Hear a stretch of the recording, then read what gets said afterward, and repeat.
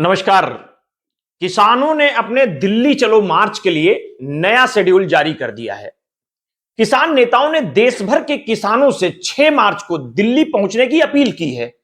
किसान नेताओं ने 10 मार्च को ट्रेन रोको आंदोलन का भी ऐलान किया है। साथ ही कहा है कि सीमाओं पर किसानों की संख्या और बढ़ाई जाएगी। किसान नेता सरवन सिंह पंडेर और जगजीत सिंह डल्लेवाल ने रविवार को देश भर के किसानों से विरोध प्रदर्शन करने के लिए 6 मार्च को दिल्ली पहुंचने की अपील की है। उन्होंने आंदोलन के समर्थन में 10 मार्च को 4 घंटे के लिए देश भर में रेल रोको आंदोलन का आह्वान किया है। किसान नेताओं ने इस बात पर जोर दिया है कि मौजूदा विरोध स्थलों पर किसानों का आंदोलन तेज किया जाए और तब तक जारी रखा जाए जब तक सरकार उनकी मांगे पूरी नहीं कर लेती। किसान मोर्चा सरकार पर दबाव बनाने के लिए किसानों के दिल्ली चलो मार्च का नेतृत्व कर रहे हैं, जिसमें उनकी एमएसपी की मांग अहम है। किसान संगठनों ने तय किया है कि पंजाब और हरियाणा के किसान संभू और खनौरी प्रदर्शन स्थल पर आंदोलन करते रहेंगे। इस बीच यूनियन ने अन्य राज्यों के किसानों और मजदूरों को 6 मार्च को राष्ट्रीय राजधानी में विरोध प्रदर्शन के लिए दिल्ली पहुंचने की अपील की है।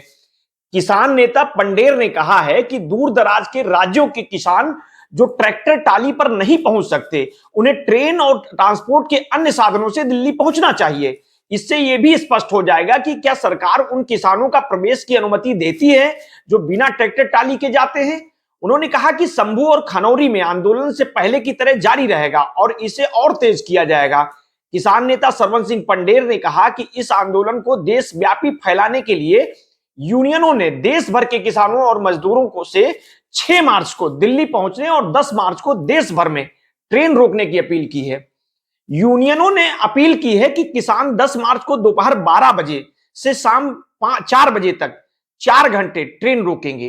पंडेर ने कहा कि पंजाब की सभी पंचायतों को किसानों की मांगों के समर्थन में एक प्रस्ताव पारित करना चाहिए और हर गांव में एक ट्रैक्टर ट्राली विरोध स्थल पर पहुंचनी चाहिए।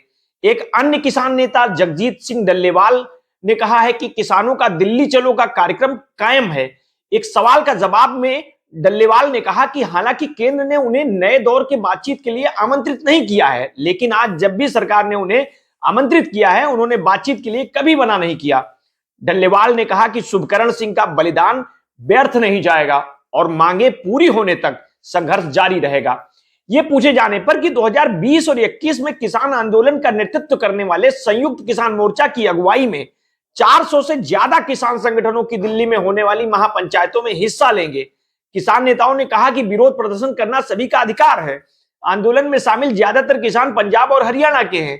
खास तौर पर हरियाणा के किसान दिल्ली के रास्ते पर हैं, जब पंजाब बीजेपी अध्यक्ष सुनील जाखड़ ने कहा कि एमएसपी की गारंटी से पूरी समस्या का समाधान नहीं होगा, क्योंकि 21 फसलों में से कोई भी धान और गेहूं जितना लाभकारी नहीं है। जाखड़ ने कहा किसान नेताओं को बाकी 21 एमएसपी में से किसी एक फसल या फसल का नाम बताने की चुनौती देते हुए कहा, हमारे किसान जानते हैं कि अगर वे गेहूं और धान उगाते रहे तो आने वाले वर्षों में किसी भी फसल के लिए पानी नहीं बचेगा। बीजेपी के प्रदेश अध्यक्ष ने कहा कि हालांकि उन्हें इन दोनों मतलब गेहूं और धान पर एमएसपी मिलता है और अपील की है कि बाकी फसल उगाने के लिए सरकार के सामने किसानों को प्रस्ताव देना चाहिए। किसानों से जुड़ी खबरों के लिए आप हमारे साथ लगातार बने रहिए। समय समय पर किसान आंदोलन से जुड़ी सारी खबरें हम आप तक पहुंचाते रहेंगे। बहुत बहुत धन्यवाद। साधुवाद।